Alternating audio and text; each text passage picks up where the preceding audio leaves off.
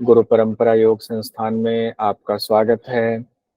आज हम लोग पढ़ेंगे नाद बिंदु उपनिषद। सातवां योग उपनिषद है सिलेबस के मुताबिक, तो नाद बिंदु उपनिषद पढ़ेंगे। और लोगो अपना चेंज हो गया है।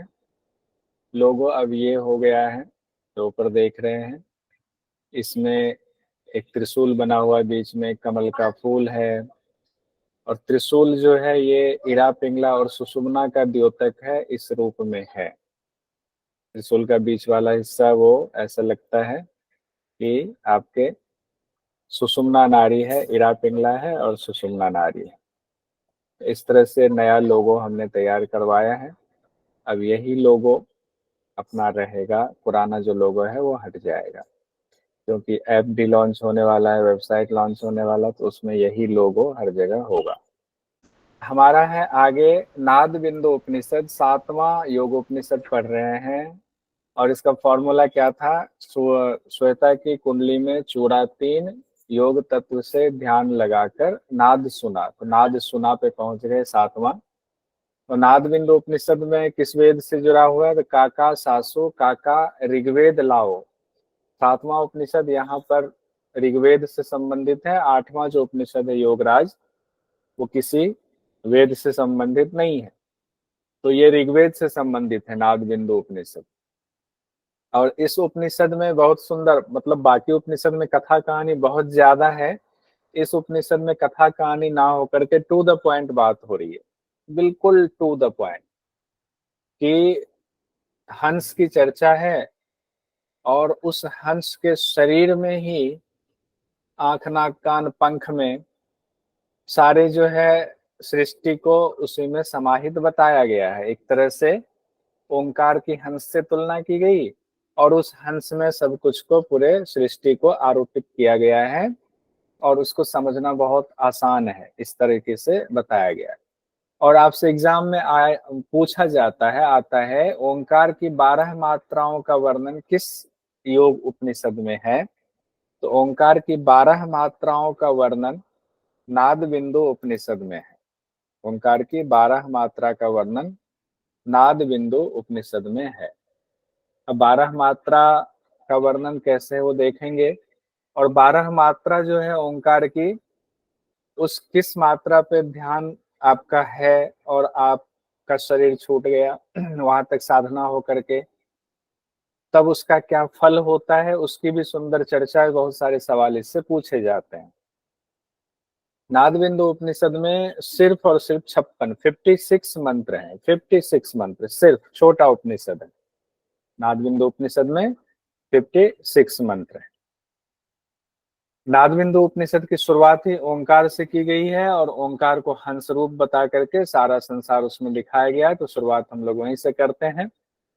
ओंकार है, तो ओंकार में क्या क्या चीजें बताई गई हैं? तो 16 चीजों की चर्चा है। 16 चीज में क्या है? 4 मात्रा बताया गया है। ओंकार की 4 मात्रा, अ उ म अर्धमात्रा, तो 4 मात्रा हो गया। 3 गुण बताया गया है, सत्वगुण रजोगुण तमोगुण, 7 हो गए। धर्म और अधर्म बताया गया है, तो 9 हो गए। और उसके बाद 7 लोक बताया गया है, तो 9 7 16 हो गए। भूलोक भुवलोक स्वलोक महलोक जनलोक तपलोक सत्यलोक। इसको सीक्वेंस में याद कर लीजिएगा। भू भुव स्वः मह जन तप और सत्य। भू भुव स्वः मह जन तप सत्य। इसको 3 से 4 बार बोलेंगे, याद हो जाएगा, कोई बहुत बड़ी बात नहीं है। आराम से अभी सबसे, तो ये छोटा उपनिषद है, समय है हमारे पास, हम आपसे आराम से पूछ भी लेंगे। ध्यान रखिएगा, किसी से भी पूछा जा सकता है, लेकिन पहले पढ़ लेते हैं, इसको समझ लेते हैं। इसे 16 चीजें बताई गई। तो सबसे पहले देखते हैं जो ओंकार रूपी हंस बताया कि एक हंस है जो ओंकार की तरह है, और उसमें 4 मात्रा जो ओंकार की है, उस 4 मात्रा की स्थिति बताई गई। ओंकार की 4 मात्रा की स्थिति, जैसे कि अकार उकार मकार और अर्धमात्रा है, तो कौन सा अंग से कौन से संबंधित है, एग्जाम में पूछा जा सकता है। तो इस हंस के दायां पंख को आकार मान लीजिए, दाहिनी भुजा से शुरू करेंगे, अपना ही दाहिनी भुजा, खुद को ही हंस मान लीजिए।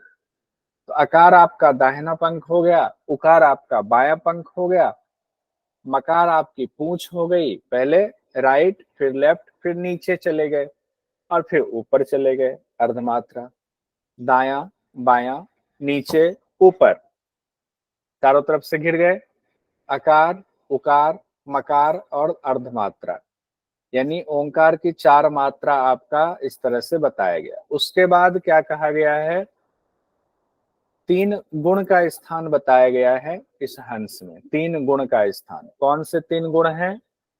सतोगुण, रजोगुण, तमोगुण। तो सतोगुण बताया गया है कि शरीर जो हंस का है वो शरीर सत्वगुण है, और दोनों पैर रजोगुण और तमोगुण है। ये नहीं कहा गया है कि बायां पैर रजोगुण है कि दायां पैर रजोगुण है, कहा गया दोनों पैर रजोगुण और तमोगुण है। तो ऐसे ध्यान रखिएगा, चलते हैं ना दोनों पांव से, तो चंचलता का प्रतीक है ये पांव, तो रजोगुण हो गया। जब पांव थक जाता है तो पांव कहता है आराम कर लो, आलस आ जाता है तो तमोगुण के प्रतीक हो गए। तो पैर रजोगुण और तमोगुण हुआ, और शरीर सत्वगुण से कहा गया है। ये 3 चीज भी याद हो गया, अभी सबको याद कराएंगे। उसके बाद धर्म और अधर्म की बात आई है, तो कहा गया है दायां आंख जो है वो धर्म है, और बाईं आंख लेफ्ट आईज जो है वो अधर्म है। आंख राइट और लेफ्ट, राइट लेफ्ट, धर्म अधर्म, राइट लेफ्ट, धर्म अधर्म, आंख से संबंधित है, आईज से। राइट आईज धर्म, लेफ्ट आईज अधर्म, राइट आईज धर्म, लेफ्ट आईज अधर्म, धर्म अधर्म। उसके बाद आते हैं ओंकार रूपी हंस में 7 लोकों की स्थिति बताई गई है। ओंकार रूपी हंस में कितने लोक बताए गए हैं? 7 लोक। अब ऊपर तक 9 पढ़ चुके हैं, अब 7 लोक देखते हैं कहाँ कहा गया है। तो लोक की स्थिति हमने कहा था याद रखेंगे, भू भुआ स्व। उसके बाद बताइए, भू भुआ स्व, मह जन तप जन जन तप सत्य। हाँ, भू भुआ स्व, मह जन तप और सत्यलोक। जब ये सीक्वेंस याद रहे, इसलिए कह रहा हूँ सीक्वेंस का इसमें फायदा होगा कि नीचे से ऊपर सीक्वेंस में हम बढ़ेंगे तो शरीर के अंग से आपको पता लग जाएगा। भू भुआ स्व, मह जन तप और सत्यलोक। तो अब देखिए, भू को कहा गया है जमीन है, तो दोनों पैर जमीन पे है, तो दोनों पांव को भूलोक कहा गया है। दोनों पैर से शुरू हुआ भूलोक, और पैर के जंघा पे आए तो भुवह लोक कहा गया है। पैर के जंघा को, हंस के जंघा को भुवह लोक कहा गया है। और उसके बाद भू भुआ के बाद स्वलोक है, कटी मतलब कमर को कहा गया है स्वलोक। भू भुआ स्व, कटी मतलब कमर को स्व कहा गया है। उसके बाद नाभि पर आते हैं महलोक, नाभि को कहा गया महलोक है। और हृदय, नाभि से ऊपर आते हैं हृदय वाला स्थान, हृदय को कहा गया जनलोक है। और कंठ को कहा गया है तपह लोक है, कंठ को तपह लोक कहा गया है। और सत्यलोक कहा गया है भ्रिकुटी को, भ्रिकुटी को सत्यलोक कहा गया। तो दोनों पैर, जंघा, उसके बाद कमर, नाभि, हृदय, कंठ और भ्रिकुटी, इस तरह से 7 लोक को निरूपित किया गया। आराम से आप ध्यान करेंगे तो तुरंत ये याद हो जाएगा।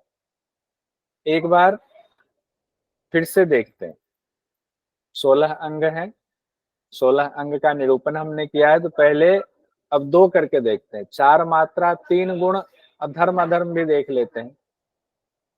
4 मात्रा कौन? बायां पंख अकार, बायां पंख उकार, पूंछ मकार, अर्धमात्रा शीर्ष को कहा गया। 3 गुण में सत रज तम है, तो सत को कहा गया शरीर है, रज और तम दोनों पांव कहा गया।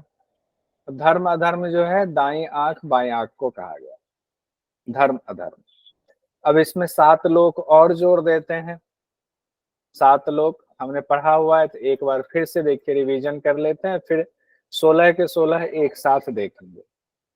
क्या 7 लोक था? दोनों पैर में भूलोक, जंघा में भुवलोक, कमर में स्वलोक, नाभि में महलोक, हृदय में जनलोक, कंठ में तपलोक और भ्रिकुटी में सत्यलोक।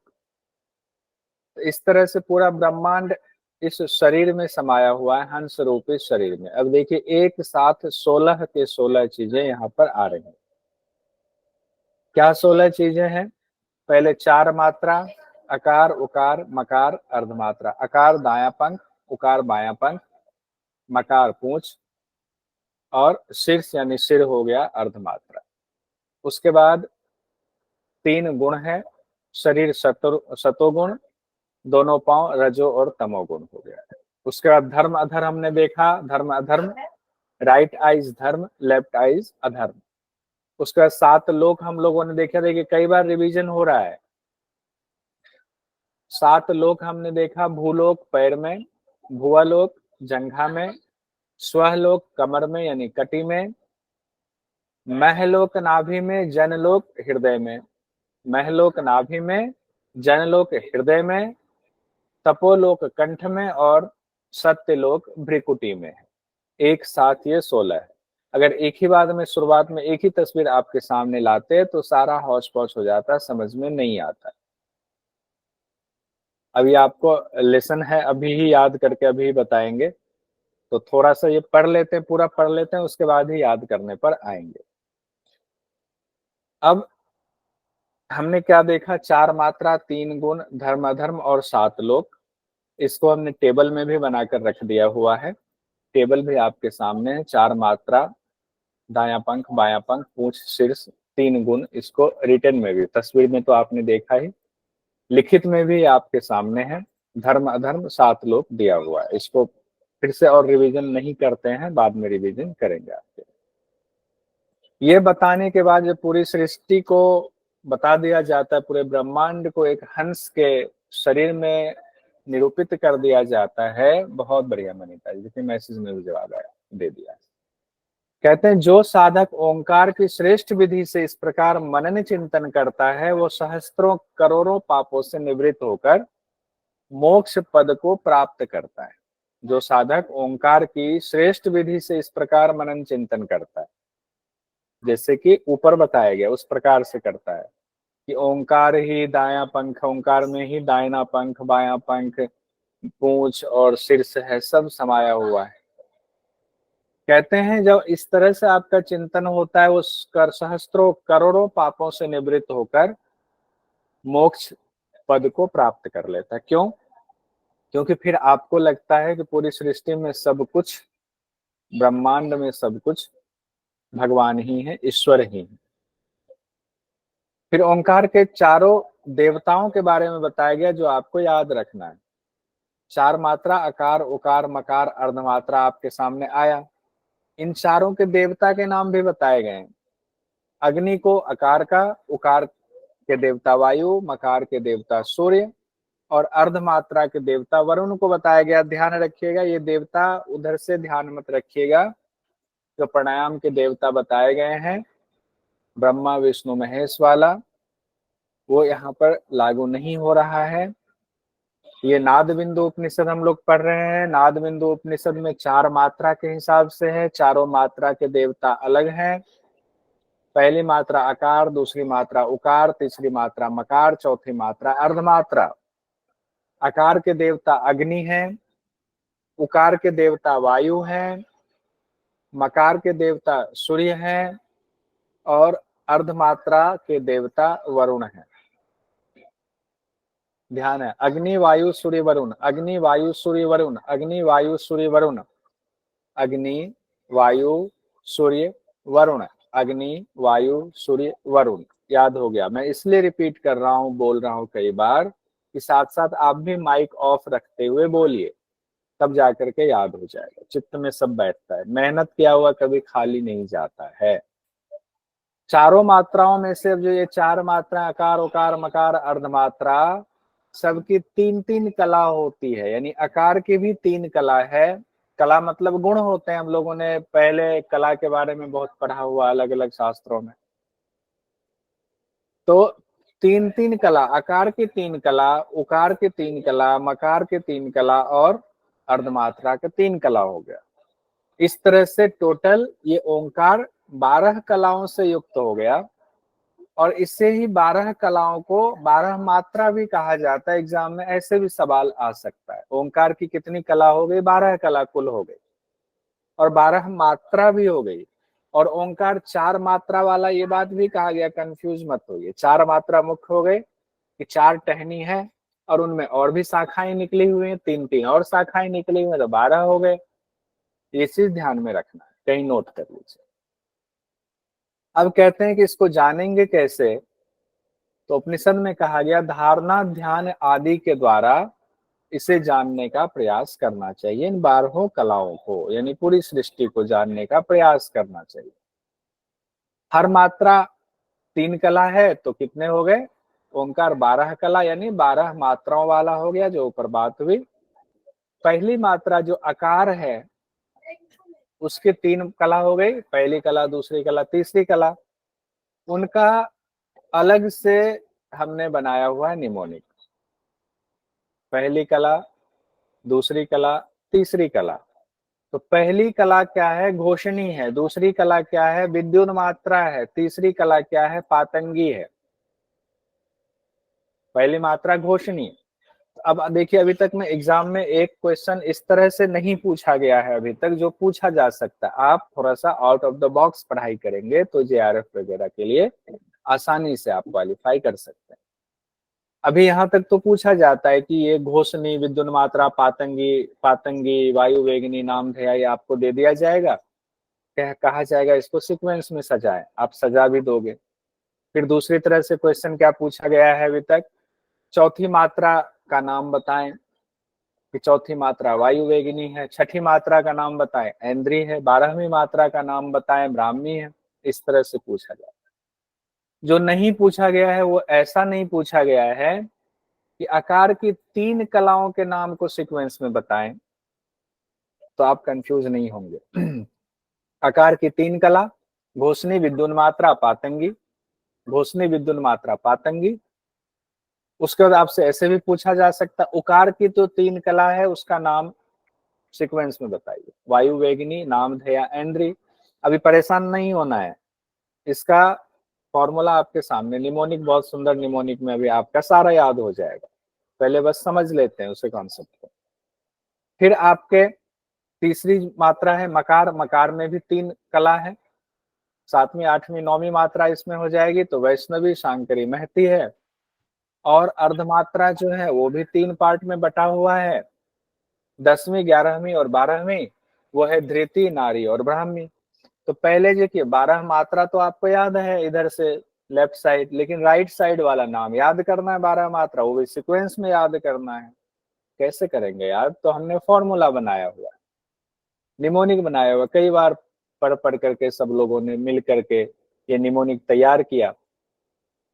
आप में से ही सब लोगों ने तैयार किया हुआ है। तो ये निमोनिक जो है वो इस तरह से है। घोषणा हुई कि विद्युत चली गई, फिर बच्चे पतंग उड़ाने लगे वायु वेग में। नाम कमाया ऐन्द्री, वैष्णवी, शांकरी ने। महती माता ने बुलाया, धृति, नारी, ब्राह्मी, आ जाओ। जैसे कि मान लीजिए, इसे ध्यान रखिए, घर में बच्चे बैठे हुए थे, लाइट चली गई, गर्मी हो रही है, तो बच्चे जो है पतंग उड़ाने चले गए। पतंग उड़ाने क्या चाहिए? वायु का वेग चाहिए, तो पतंग अच्छा उड़ता है। हवा चल रही थी, पतंग उड़ रहे थे, और उस पतंग उड़ाने में 3 लोग ऐसे थे अच्छा पतंग उड़ा रहे थे। कौन कौन? ऐन्द्री, वैष्णवी, शांकरी। फिर जब लाइट आ गई तो महती माता ने बुलाया, बच्चों आ जाओ। उन्होंने 3 का नाम लिया। जब 8-10 बच्चे होते 2-3 का नाम लेते हैं, सब बच्चे आ जाते। धृति, नारी, ब्राह्मी, आ जाओ। तो फिर से देखिए, घोषणा हुई कि विद्युत चली गई। मम्मी ने कहा विद्युत चली गई, लाइट चली गई। घोषणा हुई कि विद्युत चली गई, फिर बच्चे पतंग उड़ाने लगे वायु वेग से। नाम कमाया उसमें ऐन्द्री, वैष्णवी, शांकरी ने। किसने नाम कमाया? ऐन्द्री, वैष्णवी, शांकरी ने। फिर महती माता ने बुलाया, धृति, नारी, ब्राह्मी, आ जाओ। धृति, नारी, ब्राह्मी, आ जाओ। अब इसमें क्या हुआ, पहली मात्रा होगी घोषणा, दूसरी मात्रा विद्युन मात्रा, तीसरी मात्रा पातंगी, और फिर वायु वेगनी, उसके बाद आया ऐन्द्री, नामनी, नामधेया, ऐन्द्री, वैष्णवी और शांकरी, यहाँ तक। फिर महती माता, महती, धृति, नारी और ब्राह्मी। अब आइए इसको यहां से देखते हैं, फिर समझ में और आएगा जो थोड़ी बहुत बात रह गई है। घोषणा हुई कि विद्युत चली गई, तो घोषणी विद्युन मात्रा पातंगिनी, फिर पतंग उड़ाने लगे वायु के वेग में, पातंगी वायु वेग में। नामधेया तो नाम कमाया, नाम कमाया मतलब नामधेया, किसने नाम कमाया, ऐन्द्री वैष्णवी शांकरी ने, ऐन्द्री वैष्णवी शांकरी ने नाम कमाया। और महती माता आ गई फिर बुलाने के लिए, बहुत खेल लिए, बिजली आ गई, चलो तो धृति नारी ब्राह्मी आ जाओ, धृति नारी ब्राह्मी आ जाओ। इस तरह से आपके 12 के 12 याद हो जाएंगे। इसको 2-4 बार पढ़ना पड़ेगा, 2-4 बार बोलना पड़ेगा, और 2 बार 3 बार लिख लेंगे, आपका याद हो गया। अब जो एग्जाम में पूछा जाता है, और अच्छा इसी में 1-2 और दिमाग आप लगा सकते हैं कि ब्राह्मी सबसे अंत में, ब्रह्मा भगवान को सबसे अंत में कहा, यानी या ऐसे सोच लें, वैसे तो ब्राह्मी है तो ब्रह्म की प्राप्ति सबसे लास्ट में होती, तो ब्रह्मा भगवान को सबसे लास्ट में हमारे चलते। 12वीं मात्रा ऐसे आपकी याद हो गई, ब्राह्मी। पहला जो है घोषणी आपका हो गया। कुछ तो ऐसे याद रखिए, छठी मात्रा ऐन्द्री कहा गया, छठी मात्रा ऐन्द्री। 7वीं मात्रा वैष्णवी, वैष्णवी के बाद शंकर भगवान आए, फिर महती माता आ गई, धृति नारी ब्राह्मी को बुलाया। वो याद करने के लिए आप अलग भी कोई और फॉर्मूला लगा सकते हैं। अब बात यही खत्म नहीं हो रही है, टू द पॉइंट हमने कहा बात हो रही है। अब टू द पॉइंट में अब क्या, मात्रा आपने देख लिया, किस मात्रा से क्या जुड़ा हुआ है मामला वो भी आपने देख लिया। पहली मात्रा घोषणी, दूसरी मात्रा या विद्युन मात्रा, तीसरी मात्रा पातंगी है। नामकरण हो गया सबका। ये अकार उकार मकार अर्धमात्रा के 3-3 जो गुण हैं या 3-3 कला है, वो 3 कला मिलकर के 12 कला हो गई। एक एक कला को हमें जानना है। अब मान लीजिए आपकी साधना शुरू होगी, आकार के पहले कला से शुरू होगी। अब गुरु जी बता रहे कि ऐसे बिना गुरु के ज्ञान नहीं होता, ये तो शाब्दिक हम समझ रहे हैं, सिर्फ समझ रहे हैं एग्जाम की दृष्टि से। गुरुजी ने बताया, पूरा महत्व समझा करके पहले आपको ज्ञान दे देंगे कि आकार का जो पहली कला है, आकार में 3 कला है, पहली कला जो है घोषणी कला, उस पर ध्यान लगाओ, उसको साक्षात्कार करो। और साक्षात्कार उसको अगर आपने एक जन्म में कर लिया, सिर्फ एक कला को साक्षात्कार कर पाए, तो क्या होगा। अगर आपने 2 कला एक ही जन्म में साक्षात कर लिया, तो क्या आपके उपलब्धि होगी, क्या फायदा होगा, क्या फल मिलेगा। 3 कला कर लिया तो क्या फायदा मिलेगा। या एक जन्म में इतना किया, अगले जन्म में फिर आप उससे आगे की यात्रा, फिर गुरु मिल रहे हैं, फिर कर रहे हैं। या एक ही जन्म में आपने 12 के 12 को कर लिया, तो क्या फायदा होगा, क्या फल मिलेगा। तो आइए देखते हैं एक एक करके।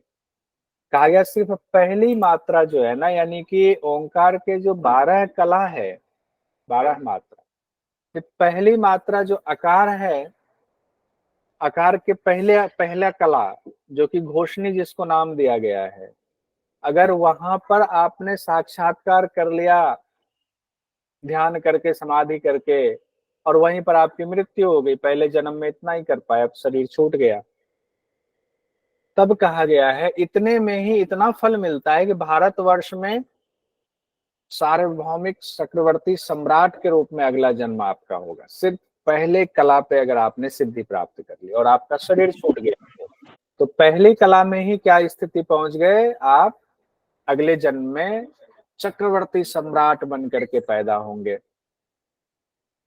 और अगर दूसरी कला जो है, जो आकार की ही है दूसरी कला, वहां तक आपकी साधना हो गई, शरीर छूट गया, या पहले ही जन्म में आपका घोषणी और विद्युन मात्रा भी हो गया, दूसरी कला तक पहुंच गए। अब इसको दोनों तरीके से हर बार मुझे ना बोलना पड़े। हो सकता है कि एक एक कला एक एक जन्म में ही आप कर पाए, उससे ज्यादा ना कर पाए। या हो सकता है कि आप इतने तीक्ष्ण बुद्धि वाले हो कि एक ही जन्म में 12 के 12 कला पर जो है आप साधना करके उसको साक्षात कर ले। वो आपकी क्षमता, आपकी मेहनत और गुरु के आशीर्वाद पर निर्भर करेगा। तो पहली कला का फल क्या बताया गया है? भारतवर्ष में चक्रवर्ती सम्राट के रूप में उत्पन्न होंगे, सार्वभौमिक मतलब पूरे भारतवर्ष के सम्राट बनेंगे। और दूसरी मात्रा पर अगर आपकी सिद्धि हो गई तो अगला फल क्या होगा? आप अगला जन्म क्या होगा? विद्युन मात्रा जब हुए तो महान यक्ष के रूप में आप उत्पन्न होंगे, यक्ष बनेंगे, यानी सम्राट से भी ज्यादा हुआ यक्ष का। और अगर तीसरी मात्रा पर आपकी सिद्धि हो गई तो क्या फल होगा? विद्याधर नाम, विद्याधर के रूप में जन्म लेंगे। विद्याधर भी एक योनि है, यक्ष जैसे एक योनि है, विद्याधर भी एक योनि है। तो विद्याधर के रूप में आप जन्म लेंगे, विद्याधर देव के रूप में। उसके बाद कहा गया है अगर आप चतुर्थ मात्रा यानी वायु वेगिनी पर अगर आपने सिद्धि प्राप्त कर ली तो विद्याधर से आगे उससे भी ऊपर गंधर्व के रूप में आप जन्म लेंगे। गंधर्व भी एक योनि है, जैसे मनुष्य योनि है, देवता योनि है, देवताओं में भी कैटेगरी है। स्वर्ग में बहुत सारे देवता हैं, वहां भी आपके जो अच्छे कर्म है उसके हिसाब से वहां भी देवताओं में श्रेणी बटी हुई है, ऐसा शास्त्र कहता है। और ऐसा कहा गया है कि वहां भी स्वर्ग में भी ऐसा नहीं कि वहां पर मामला गड़बड़ नहीं होता है, वहां भी होता है। ऊपर वाले को देख करके नीचे वाला कुढ़ता है और ऊपर वाला नीचे वालों को देख करके अपने आप को श्रेष्ठ समझता है, इसीलिए वहां भी गड़बड़ मामला होता है। जिस दिन सारे फल खत्म हो जाएंगे, बैटरी जब तक चार्ज है चार्ज, फल खत्म, फिर गिर करके नीचे ही आना। तो चतुर्थ मात्रा वायु वेगिनी पर सिद्धि हो गई तो क्या फल मिलेगा? गंधर्व के रूप में जन्म लेंगे। और पंचम मात्रा यानी नामधेय तक अगर आप पहुंच गए, आपकी साधना यहाँ तक पहुंच गई, इसकी सिद्धि हो गई, साक्षात कर लिया, तो उसमें देखो जीमेल में होगा। जीमेल में आया है, ऐसा कैसे नहीं हो सकता है? जीमेल में आता ही है, उसमें मेरा जीमेल खुला होगा, इसमें लिंक नहीं आया है क्लास का। नहीं, जीमेल में देखो कहाँ है।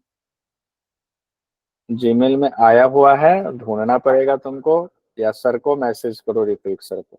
व्हाट्सएप, अभी तो टाइम हो गया। दिन में ही आता, वो तुम्हारी गलती है ना, मैं क्या कर सकता हूँ? अगर तुम इसमें आया होगा। जो आया हुआ है क्या है, यही है ना कैलकुलेशन। हाँ, इसको आप भेज दो। लो भेजो मुझे। क्लास मेरा अपनी क्लास करोगे नहीं, मेरी क्लास डिस्टर्ब करोगे तो कैसे होगा? ले जाओ मोबाइल, कोई बात नहीं। आइए, अगर हम नामधेय तक पहुंच गए, नामधेय तक हमारी सिद्धि हो गई तो क्या फल मिलेगा? तुषित नामक देवों के साथ निवास करता हुआ चंद्रलोक में सम्मानित होगा। गंधर्व तक हो गया था, गंधर्व से भी ऊपर तुषित नामक देव कहा गया है। तुषित नामक देवों के साथ आप निवास करेंगे और चंद्रलोक में सम्मानित होंगे। चंद्रलोक स्वर्गलोक का भी एक नाम चंद्रलोक कहा जाता है। नामधेया में क्या होगा? तुषित नाम के देवों के साथ निवास करते हुए चंद्रलोक में सम्मानित होंगे। अब छठी मात्रा, पांचवी मात्रा तक यहाँ है, छठी मात्रा है ऐन्द्री। ऐन्द्री पर अगर आपकी सिद्धि हो गई तब कहा गया देवराज इंद्र के सायुज्य, सायुज्य मतलब उनके समान, देवराज इंद्र के समान पद को प्राप्त करते। देवराज इंद्र के समान पद को कब प्राप्त करेंगे? छठी मात्रा। छठी मात्रा क्या है? ऐन्द्री है। ऐन्द्री से ये याद रहेगा, यह इसको याद करना छठी मात्रा वाला आसान है। ऐन्द्री है, ऐन्द्री पर सिद्धि हो गई तो देवराज इंद्र के समान पद को प्राप्त करेंगे, छठी मात्रा है। सातवीं मात्रा पर पहुंचे, सातवीं मात्रा है ऐन्द्री के बाद वैष्णवी नाम है। वैष्णवी भगवान विष्णु के पद वैकुंठ धाम को प्राप्त करेंगे। वैष्णवी भगवान विष्णु को अगर आपने साधना उनकी कर ली, सिद्धि हो गई, वो प्रसन्न हो गए तो भगवान विष्णु के पद को पद वैकुंठ धाम को प्राप्त करेंगे। वैकुंठ धाम का मतलब ही भगवान विष्णु का पद होता है। तो वैकुंठ धाम में उनकी सेवा में लग जाएंगे, साक्षात भगवान विष्णु की सेवा करने को मिल जाएगा आपको, वैकुंठ धाम की प्राप्ति होगी। फिर है आठवीं मात्रा, मकार की चर्चा है, और आठवीं मात्रा वैष्णवी के बाद है शांकरी की। शांकरी भगवान शिव से जुड़ा है, यहाँ पर आपकी साधना पूरी कर लेते हैं आप, सिद्धि हो जाती है, पूरा चित्त यहाँ लग जाता है तो आपकी प्राप्ति शिव के धाम रुद्रलोक में आप जन्म लेते हैं, रुद्रलोक की प्राप्ति होती है। शिव के धाम रुद्रलोक की आपको प्राप्ति होती है, रुद्रलोक की प्राप्ति। उसके बाद आते हैं 9वीं मात्रा में। 9वीं मात्रा क्या है? महती माता आप बुलाएंगी। महती माता 9वीं मात्रा है। अब यहाँ आप सिद्धि कर रहे हैं, यहाँ पर साधना चल रही है, यहाँ तक पहुंच गए आप। और महती यानी 9वीं मात्रा में आपकी सिद्धि हो गई तो क्या होगा? महलोक में आपका जन्म होगा। महलोक बहुत महत्वपूर्ण लोक कहा गया। महलोक में जन्म होगा। महती माता महती महलोक महती। उसके बाद 10वीं मात्रा में आप पहुंचे। 10वीं मात्रा है धृति, 11वीं मात्रा नारी, 12वीं मात्रा ब्राह्मी। अब धृति पर आपकी सिद्धि हो गई। कला है ये, 10वीं कला है किसकी? ओंकार की। ओंकार क्या है? ब्रह्म का ही रूप है। तो धृति पर अगर आपकी सिद्धि हो गई तो जन लोक में आपका जन्म होगा, यानी कि आपको फल की प्राप्ति हो रही है, जनलोक में जन्म हो रहा है। मह से ऊपर जनलोक माना जाता है, मह से भी ऊपर जनलोक, अभी हम लोगों ने पढ़ा 7 लोक। फिर उसके बाद 11वीं मात्रा है नारी। अगर 11वीं मात्रा में आपकी सिद्धि हो गई नारी में, तब क्या होगा? तपोलोक में जन्म लेंगे। यानी यहां तक सिद्धि हो गई, शरीर छूट गया, तो अगला जन्म क्या होगा? तपोलोक में आपका जन्म होगा, तपोलोक। और 12वीं मात्रा जो है वो है ब्राह्मी। ब्राह्मी यानी ब्रह्मलोक की प्राप्ति होगी, यहाँ आपकी सिद्धि होती है तो शाश्वत ब्रह्मलोक को आप प्राप्त हो जाएंगे, यानी मोक्ष की आपको प्राप्ति मिलेगी। इस तरह से सुंदर सुंदर व्याख्या है। सवाल भी देख लेते हैं, फिर आप लोगों ने कितना याद किया वो देख लेंगे। देखिए 4 सितंबर को सवाल आया था, जिसका रिजल्ट अभी अवेटेड है, आने ही वाला है, जून 2024 वाला। नाद बिंदु उपनिषद के अनुसार ओंकार की कलाएं हैं, क्रमशः ओंकार की कलाएं वायुवेगनी, पातंगी, घोषणी, विद्युन्मात्रा, नामधेया। सही कूट का चयन कीजिए और जल्दी से आप लोग बताइए सही कूट इसमें क्या होगा। सनी जी ने सबसे पहले किया, सनी जी बताइए क्या होगा सीक्वेंस। CDBAE, CDBAE, E, यही कह रहे हो ना आप? E घोषणा हुई, ठीक है, कि कि विद्युत चली गई गई, तो CD हो गए। फिर कि विद्युत चली गई, बच्चे पतंग उड़ाने लगे वायु वेग से। तो CDB AE, वेग और नामधेवा, ठीक है, इसका मतलब आपका सही है। बाकी लोग सहमत है ना? सही है ना? जी सर। जी सर। CDB किसमें है? अच्छा CDB फोर्थ वाले में। 4th वाले में, वाले में है सर। ऑप्शन सही है। चलिए बहुत बढ़िया। अब आगे थोड़ा सा पढ़ लेते हैं, फिर आएगा और भी क्वेश्चन, बहुत सारे सवाल पूछे गए हैं, वो देख लेते हैं। योग थोड़ा युक्त सा इसको जूम कर दीजिए, थोड़ा सा साइज बढ़ा क्या? दीजिए थोड़ा सर, साइज थोड़ा सा। योग युक्त कौन है ये कहा गया है? कहते हैं जब श्रेष्ठ साधक का मन सभी इंद्रियों, तीनों गुणों से परे हो जाता है और परमात्मा में विलीन हो जाता है, तब वह उपमा रहित हो जाता है, कल्याणकारी शांत स्वरूप हो जाता है। और जब ये स्थिति होती है तब आपको योग युक्त कहा जाता है। ऐसे साधक को कहा जाता है योग युक्त है। कैसे? जब आपकी सभी इंद्रियां मन सहित तीनों गुणों से परे होकर परम तत्व में विलीन हो जाता है, यानी सिर्फ चित्त जो है उस परम तत्व में ही लगा हुआ है। फिर कोई उपमा आपकी नहीं है कि आप भूमि हो कि भारती हो कि सनी हो कि बिमला जी हो, क्या हो, कोई उपमा नहीं, उपमा रहित हो गया, तब कल्याणकारी शांत स्वरूप हो जाता है, तब आप योग युक्त माना जाएगा, तब आप योग युक्त है। अब कहा गया प्रारब्ध कर्म तो हजारों वर्षों का, हजारों जन्मों का होगा, तो प्रारब्ध कर्मों का क्षय कैसे होगा? तो कहते हैं जैसे ही तत्व ज्ञान आपका प्राकट्य होता है, जैसे ही तत्व ज्ञान, अभी तत्व ज्ञान अभी अभी भी आपको है, लेकिन ये ज्ञान है सिर्फ पढ़ाई के लेवल में, किताब तक वो ज्ञान सीमित है। लेकिन जब वो ज्ञान दृढ़ हो जाता है, हम मान लेते हैं मन से भी उस तत्व ज्ञान को मान लेते हैं, उसको प्राकट्य हो जाए, प्राकट मतलब उसको साक्षात कर लेते हैं। प्राकट्य का मतलब साक्षात, प्राकट्य का मतलब ये नहीं है जो हम लोग पढ़ रहे हैं और हमने इसमें देख लिया कि पातंजल योग दर्शन में कितने तत्व बताए गए हैं, सांख्य दर्शन में कितने तत्व बताए गए हैं, तो प्राकट्य नहीं हुआ, ये सिर्फ जानना हुआ, ज्ञान हुआ थोड़ा। और ज्ञान का जब प्राकट्य हो जाता है योग के द्वारा, योग के द्वारा जब ज्ञान साक्षात्कार होता है उसको प्राकट्य होना कहते हैं। तो जब वो तत्वों को आप साक्षात कर लेते हैं वैसे ही आपका प्रारब्ध कर्म का क्षय हो जाता है। और प्रारब्ध कर्म जानते हैं जो पिछले कई जन्मों में किए हुए हैं, 1000 जन्म है, लाख जन्म है, जितने भी जन्म हैं।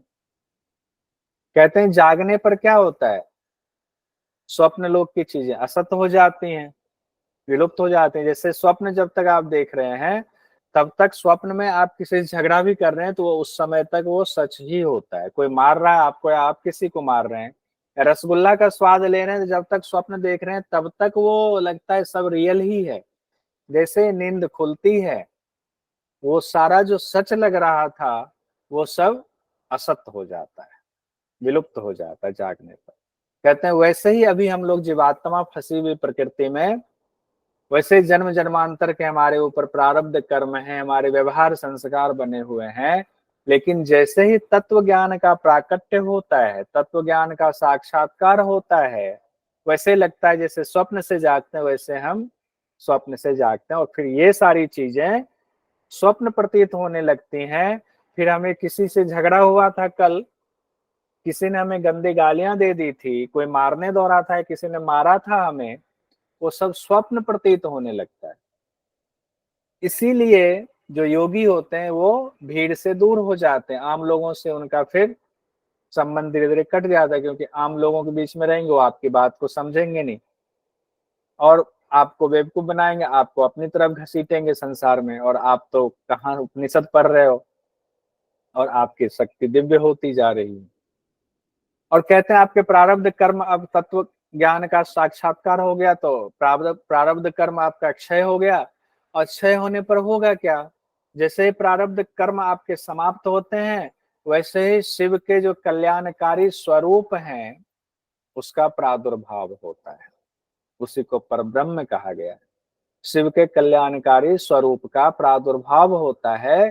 जैसे बादल छट गया तो सूर्यदेव तब दिखते हैं, वैसे ही हम जो इस सृष्टि में रचे हुए बसे हुए हैं, जीवात्मा फंसी है, जैसे हमने इस जाल को काटा हमें पता चला ये सब तो हम फंसे हुए हैं, वैसे ही क्या हुआ, हमें उस आत्मा का प्रकाश हुआ, हमें शिव के कल्याणकारी स्वरूप की जानकारी मिल गई। अब इसी में नादानुसंधान की विधि भी बताई गई है कि साधक सिद्धासन में बैठे और वैष्णवी मुद्रा धारण करे, वैष्णवी मुद्रा धारण करे, अलग बात की गई। और फिर दाहिने कान से अनाहद नाद यानी नाद को सुने। एक तो सिद्धासन में बैठना है, मुद्रा कौन सा लगाना है, वैष्णवी मुद्रा धारण करना है। अब आ सकता है वैष्णवी मुद्रा की चर्चा किस उपनिषद में है, तो नाद बिंदु उपनिषद हम लोग पढ़ रहे हैं, नाद बिंदु उपनिषद में है। और नाद का लगातार आप अभ्यास करते हैं तो आप तुर्या अवस्था को प्राप्त कर लेता है साधक। कैसे कैसे नाद सुनाई देता है, कहते हैं शुरुआत में महान नाद, महान मतलब बड़ा भयंकर नाद, जैसे तेज आवाज को महान शब्द से कहा जाता है, जो भयंकर नाद होता है, भयंकर आवाज को महान नाद कहा गया। और फिर महान से अभ्यास बढ़ता जाएगा तो सूक्ष्म नाद सुनाई देगा, फिर सूक्ष्म से सूक्ष्मतम नाद सुनाई देगा, यानी और नाद सूक्ष्म सूक्ष्म सूक्ष्म सूक्ष्म होता जाएगा। तो प्रारंभिक अवस्था में कौन से नाद हैं, समुद्र की आवाज आएगी, मेघ की आवाज आएगी, भेड़ी की आवाज आएगी, झरनों की आवाज आएगी, ये सब आवाज आएंगे। कौन से, समुद्र, मेघ, भेड़ी और झरना, झरझर नाद। उसके बाद दूसरी अवस्था, 3 अवस्था है, प्रारंभिक अवस्था, मध्यावस्था और अंतिम अवस्था। मध्यावस्था जो है वो मर्दल घंटा और काहलज, मर्दल घंटा और काहला, मर्दल ढोल को कहा जाता है, ढोल की आवाज, घंटे की आवाज और नगाड़े की आवाज सुनाई देगी मध्यावस्था में, ढोल घंटा काहलज यानी नगारा, तो मर्दल घंटा काहलज की आवाज। और अंत में अब छोटी और सूक्ष्म आवाज सुनाई देगी, कौन सी, किंकिनी। किंकिनी मतलब छोटी घंटी को किंकिनी कहते हैं, घंटा तो हुआ बड़ा घंटा और छोटी घंटी किंकिनी हुई। वंशी वीणा की आवाज, वंशी, वेणु को वंशी कहते हैं, वीणा की आवाज सुनाई देगी। भ्रमर के समान नाद सुनाई देगा। ये नाद अंत में सुनाई देता है, सूक्ष्म हो गया। तो आवाज से आप पता कर सकते हैं कौन से सूक्ष्म आवाज है, कौन से बाद में आएगा, कौन से पहले आएगा। तो करना क्या है, जब ये नाद सुनाई देगा तो उस दौरान हमें क्या करना है। तो कहा गया जब नाद सुनाई देता है तो उस नाद में ही चित्त को लगाना है। उस नाद से कहीं और विचार नहीं, उस नाद में ही सुनते जाएंगे, सुनते जाएंगे, सुनते जाएंगे। जो जो नाद आ रहा है अपने आप लय होता जाएगा, मन को इधर उधर नहीं ले जाएंगे। नाद को भी दो तरह का बताया गया, महान नाद और सूक्ष्म नाद। उसी को घन नाद और सूक्ष्म नाद कहा गया। घन मतलब तेज वाला, और फिर सूक्ष्म नाद कहा गया। तो मन को क्या करना है, शुरुआत में तो घन नाद आएगा, महान नाद आएगा, तो उसमें मन लगाएं। फिर उसके बाद जैसे जैसे सूक्ष्म नाद आता है, सूक्ष्म नाद में मन लगाते चले जाएंगे, चित्त को लगाते चले जाएंगे, सूक्ष्म से सूक्ष्मतर होते जाएंगे। लेकिन मान लीजिए कि शुरुआत में आपको लग रहा है कि सूक्ष्म नाद सुनाई दे रहा है, उसमें नहीं लग रहा है मन, तो इधर उधर मन को भ्रमित ना होने दें। जहां मन लग रहा है, जिस नाद में लग रहा है उसी में लगाए। चाहे तो महान नाद में लग रहा है, चाहे तो सूक्ष्म में लग रहा है। जहां मन की उस समय की जो स्थिति है, शुरुआती अवस्था है, जहां लग रहा है वहीं लगने दें। फिर अभ्यास करते करते क्या होता है, मन उस नाद में लय हो जाता है, एकीभूत हो जाता है। वो लगता है कि मैं ही वो आवाज हूं, मैं ही मेघ की आवाज, मैं ही जो है वो समुद्र गर्जन की आवाज, मैं ही झरने की आवाज। फिर जब उसमें आप लय हो जाते हैं तो फिर वो नाद जो है वो चिदाकाश में लय हो जाता है, विलय हो जाता है। फिर लय, वो आवाज भी सुनाई नहीं देती है, यानी कि नाद फिर गायब हो जाता है, निशब्द वाली स्थिति हो जाती है। निशब्द की स्थिति ही असली स्थिति है। इसीलिए सभी चिंताओं को छोड़ करके मन यानी चित्त को सिर्फ नाद में ही लगाना चाहिए। उसके बाद मनोलय की चर्चा, नहीं मन का अस्तित्व कब तक है, कहते मन में आकाश तत्व का संकल्प तभी तक है जब तक शब्दों का उच्चारण और श्रवण है। यानी शब्द का उच्चारण श्रवण क्या है, जो नाद सुनाई दे रहा है, जब तक सुनाई दे रहा है, जब तक सुन रहे हो, लगा रहे हो ध्यान, तभी तक है मन में आकाश तत्व का संकल्प।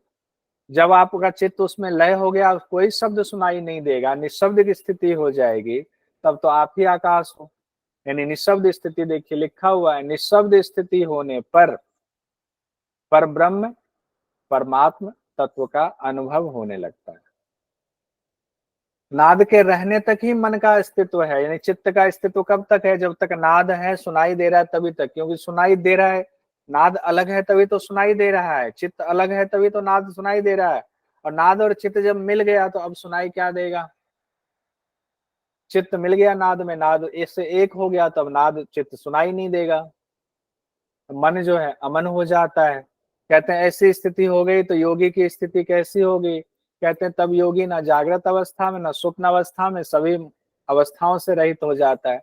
ना जागृत, ना स्वप्न, ना सुषुप्ति, सभी अवस्थाओं से मुक्त हो जाता है, सभी चिंताओं से रहित हो जाता है। योगी मृतवत हो जाता। मृतवत का मतलब यहाँ मृत्यु से नहीं है, मृतवत मतलब उनकी आकांक्षाओं की मृत्यु हो जाती है, उनकी जो वासनाएं हैं, जो संसार के प्रति उनका राग वैराग्य द्वेष है, जो इंद्रियां इधर लगी हुई थी, वो मृतवत हो जाती हैं। योगी तो इसलिए कहा गया योगी मृतवत, वो आनंदित हो जाता है। तब वह शंख दुदुम्भी जैसे नाद का श्रवण अब नहीं करता, अब उसके अंदर से नाद भी सुनाई नहीं देता, उस स्थिति में भी नहीं आता है। मन अमन हो जाता है। मन अमन क्यों, अभी तक मन है आपका तो मन किसी चीज में लगेगा, खट्टा मीठा स्वाद, रामलीला आने वाला है, क्या खरीदेंगे, कहाँ से चाट पकौड़ी खाएंगे, कौन से झूला पे झूलेंगे। मन अमन हो गया तो पूरे संसार उसमें रमा रहेगा, आपका तो मन जो है आत्मा में रमा हुआ है। तब चेष्टा रहित हो जाता है, चेष्टा नहीं, अब तो आप रम गए ब्रह्म में, दर्शन हो गया, कोई चेष्टा नहीं। तब ना आपको ठंड लगती है, ना गर्मी लगती है, ना सुख होता है, ना दुख का अनुभव होता है। हम लोग कहते हैं, सुनते हैं कि पहाड़ में यानी कि भीषण हिमालय में भी योगी सिर्फ कोपिन पहन के रहते हैं, उनको गर्मी नहीं लगती, उनको ठंड नहीं लगती, उनको सुख दुख नहीं होता। इस अवस्था में पहुंच जाते हैं, कहाँ से होगा, लिखा है। जब योगी मान अपमान से परे हो जाता है, ये सब भी ध्यान एग्जाम में पूछा जा सकता है। तब योगी मान अपमान से परे हो जाता है, वह तुरिया अवस्था में सदैव स्थित हो जाता है। तीन अवस्था से तो परे हो जाता, लेकिन तुरिया अवस्था में स्थित हो जाता। तुरिया अवस्था सबसे उत्तम अवस्था है। कुछ क्वेश्चन जल्दी जल्दी देख लेते हैं। देखिए 18 जून 2024 जो पेपर लीक हो गया था, रद्द हो गया, उसमें क्वेश्चन था नाद बिंदु उपनिषद में उल्लिखित ओंकार के काल की मात्राओं का सही अनुक्रम है। पतंगिनी, घोषणी, वैष्णवी, ब्राह्मणी, शांकरी, शंकरी या शांकरी, बताइए क्या होगा सही क्रम। खटा बताइए, हमने सोचा था हो जाएगा। बी ए पतंगी। ऑप्शन नंबर 2 सही है। चलिए हैंड रेज कीजिए, तो ऐसे गड़बड़ हो रहा है, हैंड रेज कीजिए। हैंड रेज में पूछ लेंगे तो ठीक रहेगा। सब लोग वैसे 2 नंबर कह रहे हैं। BACED घोषणा हुई कि विद्युत चली गई, बच्चे पतंग उड़ाने लगे वायु वेग से, तो बी के बाद ए ही आएगा। BA एक में ही है BA। देखिए 2 से ही वैसे इसका आंसर निकल रहा है BA। उसका CED वैष्णवी, शांकरी और ब्राह्मी। ठीक है, ब्राह्मी तो वैसे भी सबसे लास्ट में, तो ये आंसर हो गया आपका सही। ठीक है, अब 100 जिनका है उनसे पूछेंगे। अब ये उसी समय एक और सवाल पूछा गया था। अब ये सवाल कुछ इस तरह से, सूची 1 और 2 को मिलान करने के लिए एक तरफ उपनिषद, एक तरफ मंत्रों की संख्या है। नाद बिंदु उपनिषद, योग तत्व उपनिषद, योगराज उपनिषद, ध्यान बिंदु उपनिषद। तो पहले नाद बिंदु उपनिषद का ही बताइए कितने मंत्र हैं, सिर्फ इसका बताइए। 56 ए का टू 2 में है, 1 और 3 में है। ठीक है, तो योग तत्व बताइए कितना है मंत्र। श्वेता जी बताइए, Shweta Sharma ji. 142 sir 142 question mark लगा होगा 142, तो उस हिसाब से हो गया बी का 1। फिर तो आपका पहला आंसर उस हिसाब से आ जाएगा, ए का 2, बी का 1, और फिर हो गया सी योगराज उपनिषद, तो सी का हो गया आपका 21। योगराज में बहुत कम है। और ध्यान बिंदु उपनिषद में 106। इस तरह से आपका पहला वाला ऑप्शन ठीक था। नाद बिंदु 56, योग तत्व 142, योगराज 21 और ध्यान बिंदु उपनिषद 26। देखिए 2-3 भी याद रहेगा तो उससे बन जाता है। योगराज सबसे कम है, याद कर लीजिए। आइए अगला सवाल देखिए, अक्टूबर 2022 में पूछा गया। सूची 1 और 2 को सुमेलित कीजिए, इस तरह से सवाल आ गया था। अब 100 जिनका होगा उन्हीं से पूछेंगे। भूमि जी बताइए, वायु वेगनी का सिर्फ एक का बताइए। वायु वेगनी कौन सी मात्रा है? चतुर्थ मात्रा। अच्छा, स्वाति वर्मा जी बताइए, ऐन्द्री कौन सी मात्रा है? छठी मात्रा सर। छठी मात्रा, बहुत बढ़िया। और बताइए शालिनी जी बताइए, महती कौन सी मात्रा है? सर ये 9वीं मात्रा है। 9वीं मात्रा है। बिमला जी बताइए, नारी कौन सी मात्रा है? 11वीं मात्रा है। 11वीं रह गया। उस हिसाब से हो गया, आपने कहा वायु वेगिनी चौथा, तो 1 का बी हो गया, तो बी मतलब दूसरा। सर फर्स्ट ऑप्शन ही होगा, फर्स्ट ऑप्शन सही है। ठीक है, हैंड रेज करके रखिए, एक एक सवाल पूछ लेंगे। नाद बिंदु उपनिषद में 12वीं मात्रा को कहा गया। देखिए नवंबर 2021 में सवाल पूछा है, कितना आसान सवाल पूछा गया। मनीता जी बताइए। सर ब्राह्मी। 12वीं मात्रा ब्राह्मी, फोर्थ ऑप्शन। नवंबर 2021 में पूछा गया। नेहा जोशी जी बताएंगे, नाद बिंदु उपनिषद के अनुसार द्वितीय मात्रा का नाम विद्युन मात्रा है, द्वितीय मात्रा का नाम पातंगी है, 10वीं मात्रा को धृति कहा गया, 10वीं मात्रा को ऐन्द्री कहा गया, 12वीं मात्रा को ब्राह्मी कहा गया। पहला एक ही बताइए, इतना मत हौच-पौच हुए। नेहा जोशी जी बताइए, द्वितीय मात्रा का नाम विद्युन मात्रा है, सही है कि नहीं है? जी सर सही है। सही है, ठीक। आप कहाँ थे इतने दिनों से, ये बताइए। सर क्लास तो ले रही हूँ मैं फिलहाल अभी। अच्छा, तो मेरी क्लास में इसका मतलब मिस हो रहा है, या मैं भी छुट्टी ले रहा था। चलिए उल्टा हो गया। भूमि रमानी जी, द्वितीय मात्रा का नाम क्या है?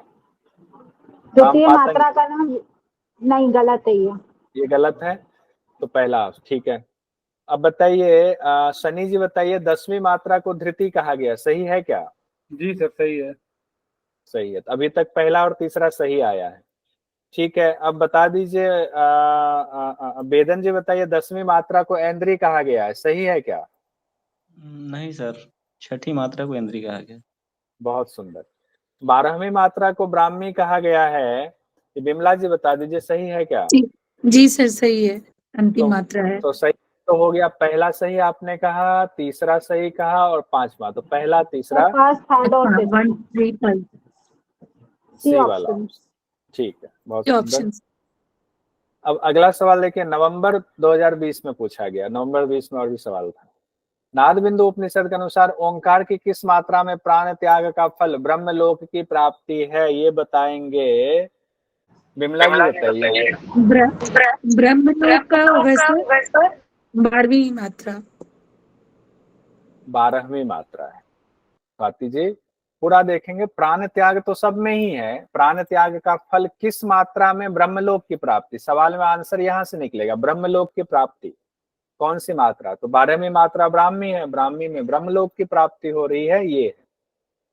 ठीक है, पहली मात्रा में तो क्या था कि आप चक्रवर्ती सम्राट हो जाएंगे। पैदा हो रहे, उसको भी थोड़ा सा कुछ निमोनिक बना लीजिएगा अपने से कोई, तो ठीक रहेगा। नवंबर 2020 में सवाल ये पूछा गया, नाद बिंदु उपनिषद के अनुसार ओंकार की 12वीं मात्रा डैश के नाम से जानी जाती है, ये सवाल, इस सवाल का जवाब दीजिए। अब हैंडरेज का पता नहीं चल रहा, शालिनी जी दीजिए। सर 12वीं है। ब्राह्मी। शालिनी जी दिल्ली से जो है, शालिनी जी आप जवाब दीजिए। नाद बिंदु उपनिषद के अनुसार ओंकार की 12वीं मात्रा के नाम से जानी जाती है। सर ब्राह्मणी। ब्राह्मणी क्या है? ब्राह्मी, ब्राह्मी, ठीक है। हाँ जी। अब नेहा बिहोड़ जी बताएंगी, नाद बिंदु उपनिषद के अनुसार ओंकार की कितनी मात्राएं बताई गई हैं? 3, 5, 12, 15। नेहा बिहोड़। 12 क्वेश्चन मार्क क्यों? ये जून 2000 12 मात्रा बताई गई है। 12 ही बताई गई है, वही 12 मात्रा बताई। और ये जो है ना आपका घोषणा में चक्रवर्ती सम्राट, विद्युन मात्रा में यक्ष बनते हैं, फिर विद्याधर, फिर गंधर्व, फिर तुषित नामक देवों के साथ चंद्रलोक में, फिर इंद्र के सायुज्य पद, फिर विष्णु के वैकुंठ धाम की प्राप्ति होती है, फिर रुद्र के धाम की, फिर महलोक, फिर जनलोक, फिर तपलोक और फिर ब्रह्मलोक की प्राप्ति, जिसको सत्यलोक भी कहा जाता है।